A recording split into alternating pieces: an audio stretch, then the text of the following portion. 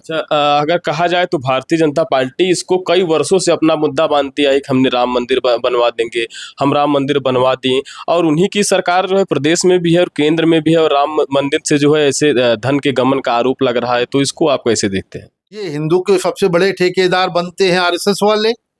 वो अभी कोई एक आदमी का इंटरव्यू नहीं आ रहा है, एक आदमी का बयान नहीं आ रहा है। इतना बड़ा घोटाला हो गया, इतना धर्म को धंधा बना लिया, वहां पे व्यापार एकदम। व्यापार बना लिया। ये गलत है। ये धर्म का स्थल है, यहाँ धार्मिक ही चीजें होनी चाहिए, रहनी भी चाहिए। अच्छे लोगों को बैठाए, सीसीटीवी के द्वारा निगरानी रखे। जो भी हुआ है, जो भी इसमें ट्रस्टी हैं या जो भी घोटाला किया, डकैती किया, बहुत ही गलत किया। ये हिंदू धर्म के खिलाफ किया है काम। उसको बहुत सख्त से सख्त सजा मिलनी चाहिए। इसमें उससे भी कई हजार गुना ज्यादा घोटाला दिख रहा है और लग भी रहा है, क्योंकि अगर सच होता तो अब तक वो लोग ट्रस्ट के लोग सामने आके बताना चाहिए था। अगर कहा जाए तो भारतीय जनता पार्टी इसको कई वर्षों से अपना मुद्दा मानती आई कि हमने राम मंदिर बनवा देंगे, हम राम मंदिर बनवा दिए। और उन्हीं की सरकार जो है प्रदेश में भी है और केंद्र में भी है, और राम मंदिर से जो है ऐसे धन के गमन का आरोप लग रहा है, तो इसको आप कैसे देखते हैं? वहां पे जितने पदाधिकारी बैठे हैं, जो ट्रस्टी हैं, जो ट्रस्ट के मेंबर हैं, सब उन्हीं का किया करा कांड है ये।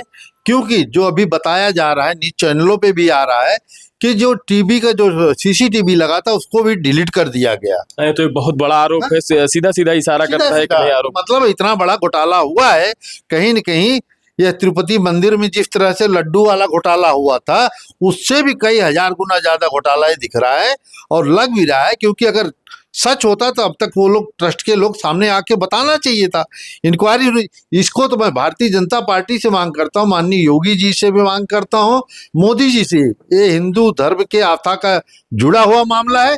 इसको ईडी सीबीआई को लगा के बराबर जांच करके दूध का दूध, पानी का पानी अलग करना चाहिए। अच्छा, एक शंकराचार्य जी हैं, स्वामी अभिमुक्तेश्वरानंद सरस्वती, वो कहते हैं कि जो है सरकार द्वारा ही ट्रस्ट का निर्माण हुआ और सरकार द्वारा ही उसमें कई सारे ट्रस्टी जोड़े गए हैं, और अगर सरकारी एजेंसियां ही जांच करेंगी तो जांच जो है विफल हो जाएगा। उनका यह आरोप है, उनके आरोप को आप कैसे देखेंगे?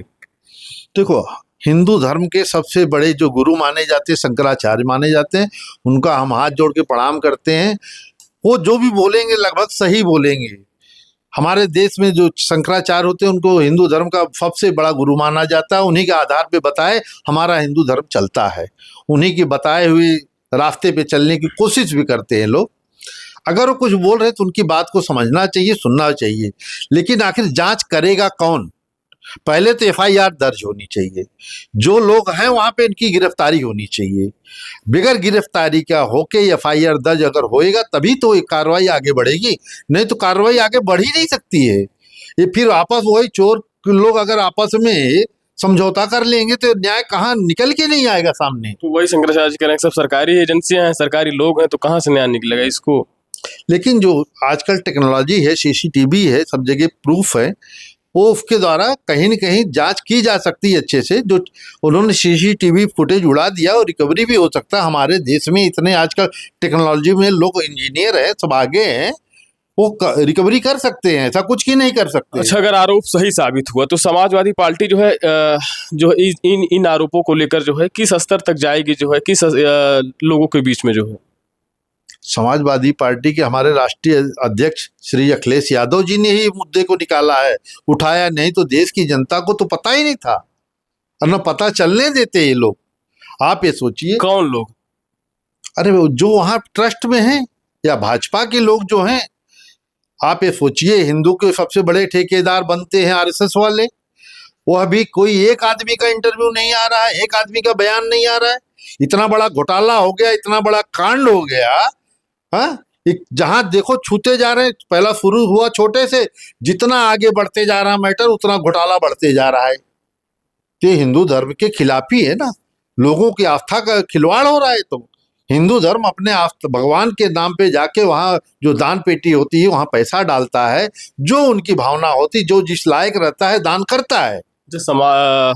शंकराचार्य जी के जो है एक सचिव है संजय दुबे करके, उनका आरोप है कि जो पूर्व में जो है पूजित शिलाएं थी जो है उसको भी बेच दिया गया। जो मड़ियों की शिलाएं थी, सोने की शिलाएं थी, उनको भी बेच दिया गया।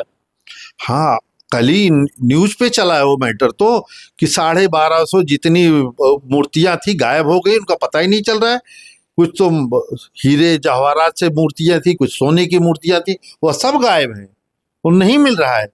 अभी आपने न्यूज पे भी देखा होगा, संजय सिंह जो राज्यसभा के सांसद है, उन्होंने तो एकदम सीधा बोला है कि सुबह जमीन का कुछ रेट था, शाम को कुछ रेट हो गया है, वही जमीन जो रजिस्ट्री हुई तो प्रूफ है, वो तो पेपर का भी प्रूफ है सबके सामने।